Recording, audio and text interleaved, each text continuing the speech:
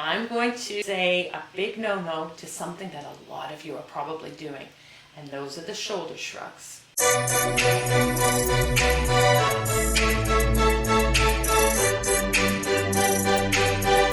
I know that there are tons and tons and tons of pamphlets and things online and hospitals and doctors and everyone that's telling you, get that movement through the shoulders after surgery.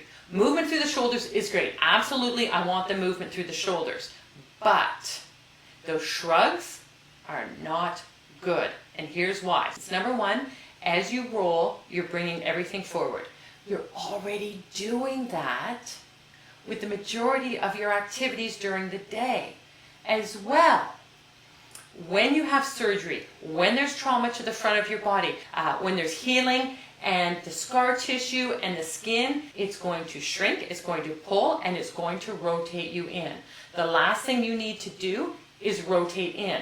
So the first move of the shrug, bringing that forward, you're doing exactly what your body is tending to do.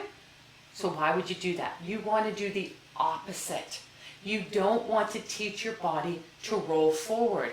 You want to be in that neutral position. So the first part of that shrug in coming forward is telling your brain to move your body into that position and just reinforcing that habit that you'd love to get out of. So if you watch your positions, if you watch how you're sitting, how you're standing, what your resting position would be like, I guarantee that the majority of you are in a rounded position, whether it's resting your hands on your pillow, which of course after surgery you're going to do. We're talking rehab, we're talking getting out of those safety positions post-surgery and getting back into movement therapy to get you back to the things you love to do and get rid of all the pain and get rid of the tingling and the numbness and the fatigue that you have. So using that exercise of shrugs, no, we don't want to do that. Number two, this is the first. What's the next position? We're coming up. So the next thing we're doing is teaching the neck muscles to move the shoulders. I don't want you to do that. I know the shrugs, you may feel relaxation, you may feel movement with that, but what we're doing is we come up, we're teaching the neck muscles here to move the shoulder. I want the shoulder to do the movement. So when I move that shoulder, I don't want the neck to move. So by doing this, we are telling these muscles here to start turning on and working to lift up the shoulder. Now when we need to, then we're going to do what we have to do.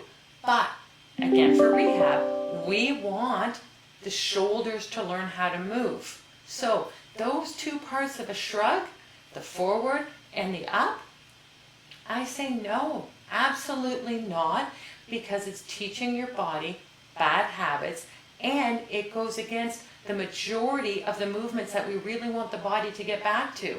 So I'm going to go through this just as a recap so we know what we're talking about. I don't want you to do shrugs.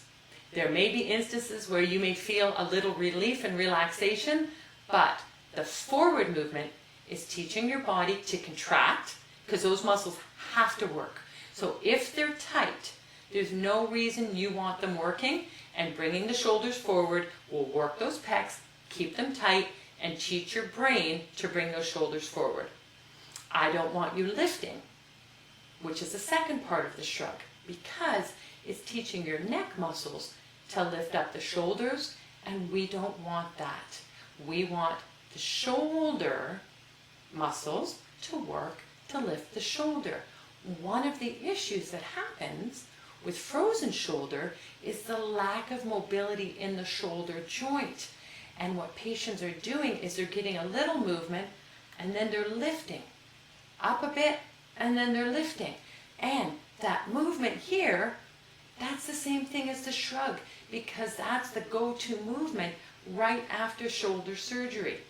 But what I want you to do is teach that shoulder where you want it to be so you can have neutral postures and be at rest when you need to be at rest. There's so many times you're trying to find that position that's comfortable. You're trying to find a place that, oh, please just let that ache stop.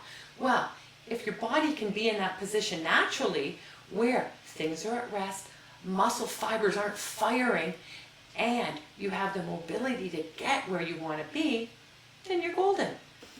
I hope you enjoyed that video, and I hope it's a useful tool for you to get back to the activities that you love to do.